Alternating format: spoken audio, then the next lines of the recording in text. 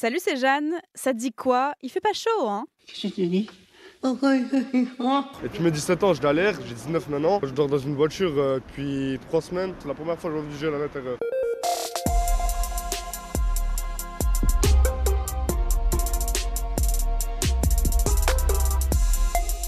Ah, ce matin, c'est pas facile de sortir du lit, d'autant que sur ton thermomètre, la température doit être négative. Aujourd'hui, c'est la journée la plus froide de la semaine. 34 départements sont en vigilance jaune pour grand froid. Alors, toi, tu as peut-être la tenue adaptée, doudoune, gants, bonnet, et surtout ta maison ou ton appartement. Mais c'est pas le cas de tout le monde. Les sans-abri sont en première ligne.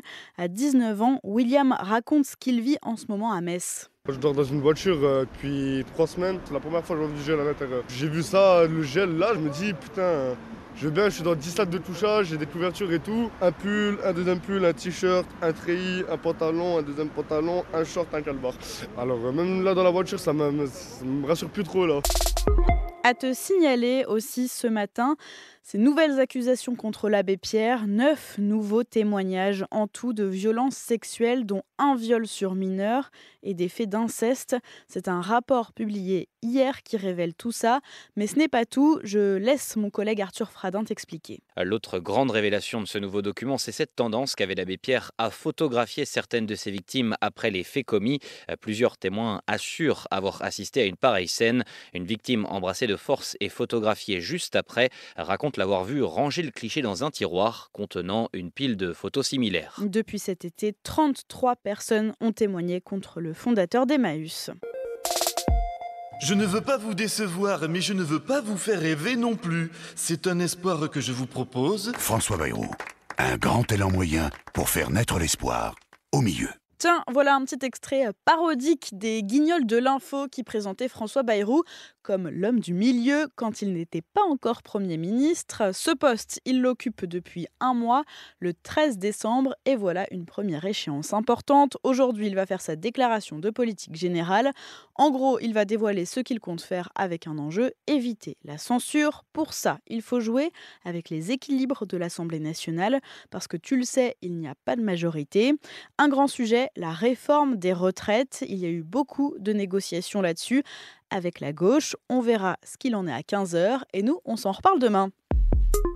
Est-ce que tu regardes souvent la télé, toi? Et est-ce que tu connais bien l'ordre des chaînes? Parce que Tendance Générique, c'est celui de France Info, la chaîne de télé qui, à partir du mois de juin, ne sera plus sur la 27 mais sur la 16. Et oui, tout va changer puisque tu sais, C8 et Énergie 12 ont perdu leur fréquence et Canal+ a décidé de quitter la TNT, donc elles laissent leur place.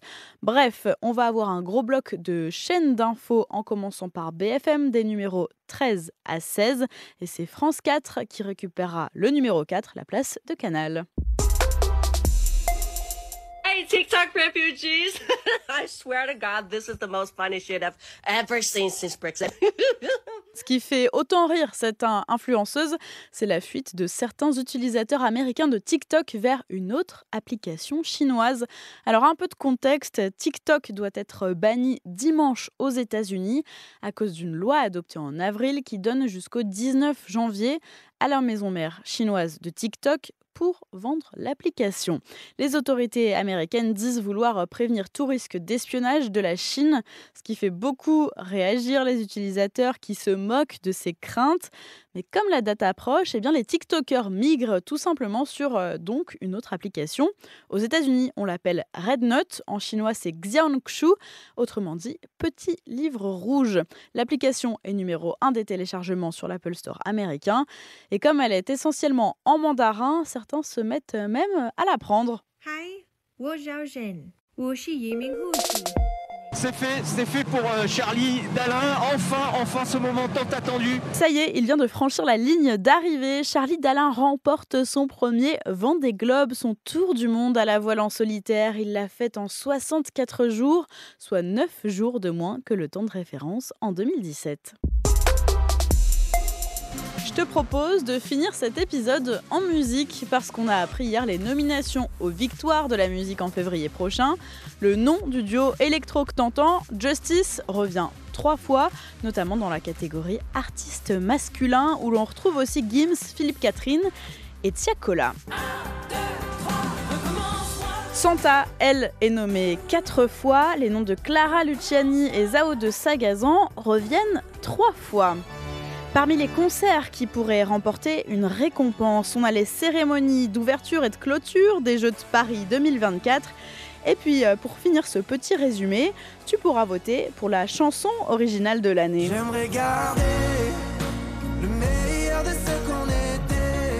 Avec entre autres Ce qu'on était de Pierre Garnier ou Ensemble d'Alyosha Schneider. Qu'est-ce que ça veut dire d'être ensemble si on n'est pas ensemble? Est-ce que ça suffit de rassembler nos souvenirs? Qu'est-ce que ça veut dire? Moi j'ai ma préférée, mais je te dis pas laquelle. Est-ce que ça suffit de s'attendre? C'était Jeanne de France Info. Allez, ciao!